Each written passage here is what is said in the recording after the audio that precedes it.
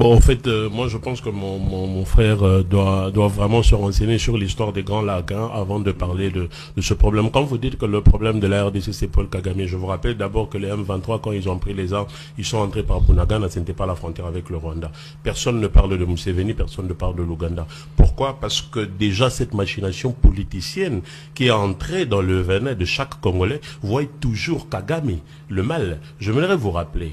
Le CNDP, quand vous parlez de pourcentage des membres du M23 qui sont des Rwandais, c'est tout à fait faux. Parce que déjà, quand il y a eu l'accord du 23 mars avec le CNDP, ils se sont convenus pour le retour des réfugiés. Ils se sont convenus pour la cessation des hostilités, de discrimination qui se passent ici n'importe où.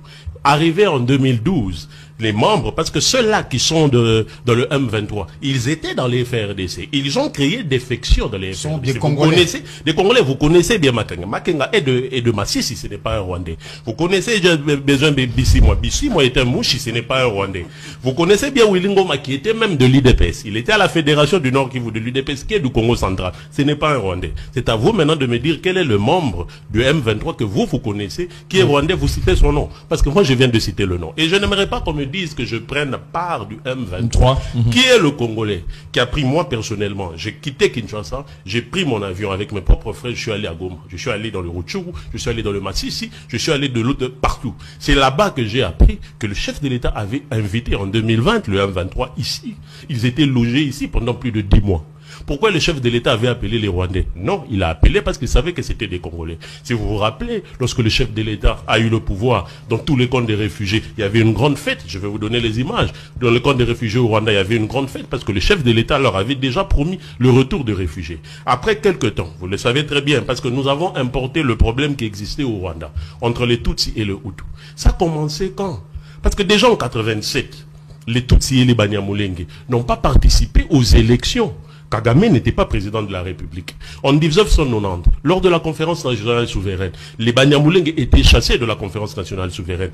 Kagame n'était pas au pouvoir. Et cette affaire de discrimination a commencé même depuis 62. Depuis 62-63. C'est le problème où ça a commencé. Kagame était encore bébé dans le camp des réfugiés. Nous continuons. Lorsque l'opération turquoise a eu à apparaître en 94, les Hutus génocidaires sont entrés avec armes et munitions. Etienne Tshisekedi l'avait dit, il fallait qu'on leur envoie, selon la loi internationale, à plus de 150 km de la frontière. Ils n'ont jamais été là. Beaucoup étaient au niveau du camp de réfugiés de Mugunga. Et avec des armes et munitions, ça considérait déjà comme une menace. C'est pour cela qu'automatiquement, M. Paul Kagame avait réagi. Je n'aimerais pas entrer dans ces détails-là. Et ça a commencé à partir du RCD. C'était les mêmes revendications. Même le MLC a pris les mêmes revendications pour les EMA dans les niveaux de l'Ituri. Vous ne parlez pas de ça. Et pourtant, même Jean-Pierre Bemba est là. Il connaît très bien cette histoire.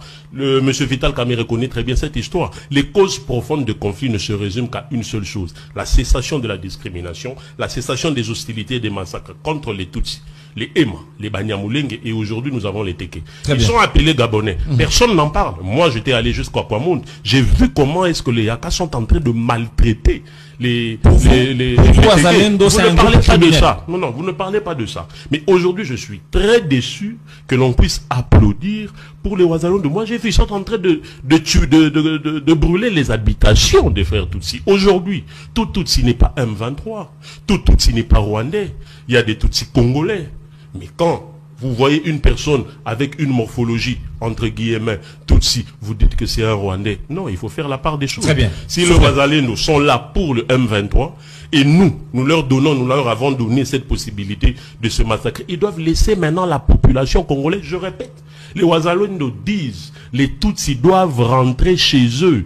Et j'aimerais rappeler aussi qu'il ne s'agit pas des terres. Les Tutsis ne revendiquent jamais leur terre, car ça leur appartient. Ils sont Congolais de souche. Très bien. Et ils sont Congolais pas par la clémence de qui que ce soit. Ils étaient ici avant que la RDC ne soit appelée RDC Papa.